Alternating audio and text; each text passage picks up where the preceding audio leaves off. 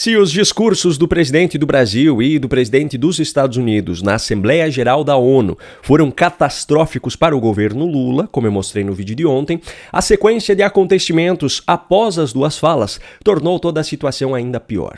Como se isso não fosse o suficiente, o número de pessoas que foram levadas pelo governo brasileiro a Nova York ainda decretou de vez o fim da narrativa petista de que Lula está tentando resolver a questão das tarifas e que Trump é quem não quer conversar. No vídeo de ontem eu já mostrei alguns trechos do discurso de Lula e também mostrei a parte do discurso de Trump, em que ele descreveu o rápido encontro que teve com o brasileiro nos bastidores. Segundo Trump, os dois combinaram de se encontrar para conversar na próxima semana, e o presidente norte-americano deixou muito claro que ele está disposto a conversar e negociar, desmentindo assim ao vivo e na frente do mundo todo a narrativa que Lula vinha disseminando ao longo dos últimos meses. Como você deve se lembrar, nas ocasiões em que Lula foi confrontado por jornalistas sobre ter tentado ligar, ou não, diretamente para Trump, ele sempre fugiu da resposta dizendo que Trump não queria conversar.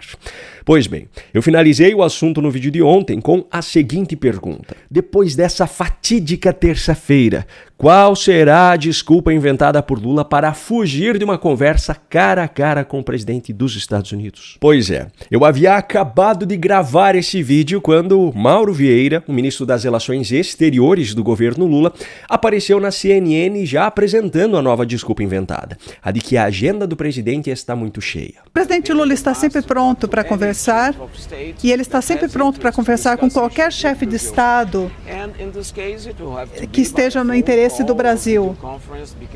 E isso pode acontecer também por um telefonema ou videoconferência, porque infelizmente o presidente ele está muito ocupado, ele tem uma agenda muito cheia, então se talvez não seja possível se encontrar pessoalmente, mas eles se encontrarão uma forma. A desculpa já é esfarrapada por si só, mas quando comparada ao elevado número de integrantes da comitiva brasileira que foi a Nova York para essa assembleia, assim como acontece em todas as viagens de Lula, e também as desculpas inventadas pelo presidente sempre que confrontado sobre os altos custos desses passeios, ela decreta de vez o fim da narrativa de Lula sobre sua suposta intenção de resolver a questão das tarifas com os Estados Unidos.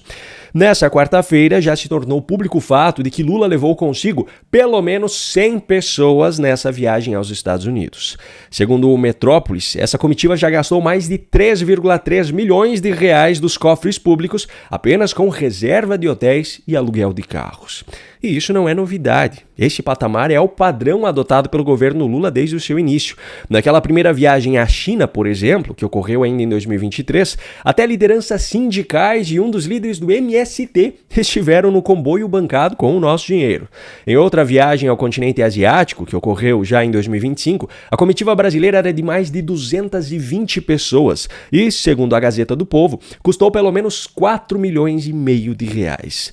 Até mesmo o funeral do Papa Francisco foi usado pelo governo brasileiro como desculpa para mais um passeio no exterior bancado com os cofres públicos. Nesse caso, além de mais de 2 dezenas de autoridades, a viagem ainda mobilizou mais de 90 pessoas ao todo, considerando seguranças e outros cargos funcionais. Também, segundo a Gazeta do Povo, a simples presença desse grupo de brasileiros nas imagens do funeral, que rodaram o mundo, teve um custo de 2,7 milhões de reais aos cofres públicos. Agora, o mais curioso é aquilo que Lula responde sempre que confrontado sobre esses elevados custos. O importante é o resultado que nós trazemos para o Brasil. A quantidade sempre absurda de pessoas e o custo colossal é sempre justificado por uma suposta necessidade de se realizar reuniões presenciais para conquistar investimentos para o Brasil. Um exemplo desse tipo de resposta ocorreu em sua viagem mais recente à França, que ocorreu em junho deste ano. Diante disso, o recado é muito claro. Reuniões presenciais são indispensáveis para que bons resultados sejam atingidos.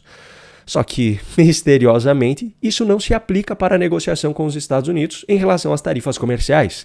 A pauta que Lula mais tem abordado em seus discursos desde que as novas tarifas foram aplicadas, agora parece não ter mais tanta importância, ao ponto do presidente priorizar qualquer outra coisa na sua agenda para não se encontrar pessoalmente com Donald Trump.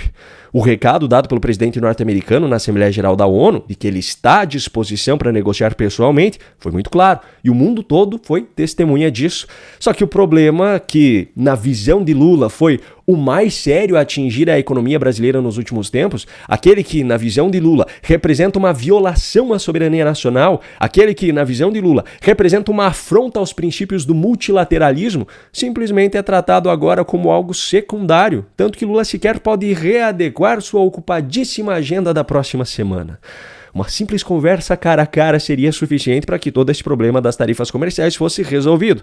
Mas a persistência desse problema é muito mais vantajosa politicamente para Lula do que a resolução dele. Já mirando a sua reeleição, o petista tem em mãos o argumento de que o governo dos Estados Unidos é o maior causador da crise econômica existente na sua gestão, mesmo que essa seja uma crise iniciada em 2023. Não importa a realidade, o que importa é aquilo em que os eleitores acreditam.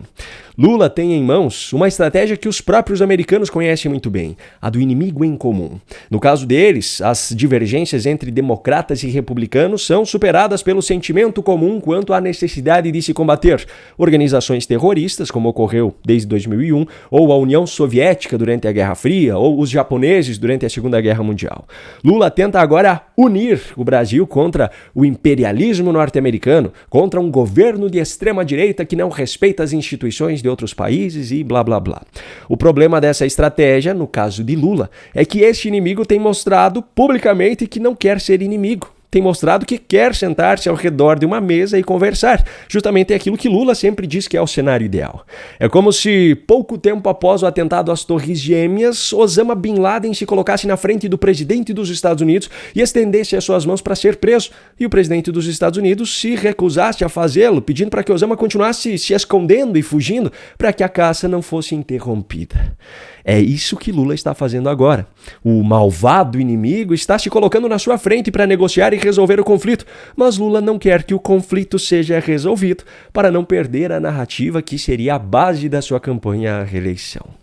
Bom, no vídeo de ontem eu perguntei qual seria a desculpa inventada por Lula para não conversar cara a cara com Donald Trump. Antes mesmo do vídeo ter ido ao ar, a resposta já havia saído. Dessa vez eu vou finalizar questionando o seguinte: qual será a desculpa inventada agora por Lula para não conversar nem por telefone com Donald Trump? Bom, mais do que nunca tem ficado claro que o conceito de democracia no Brasil não condiz com o verdadeiro significado dessa palavra. A sequência de acontecimentos nos últimos anos tem feito o cidadão brasileiro ficar cada vez mais preocupado com os riscos que o seu dinheiro e o seu patrimônio estão correndo. Pensando nisso, eu preparei um material exclusivo ensinando passo a passo como você, cidadão, pode resolver esse problema.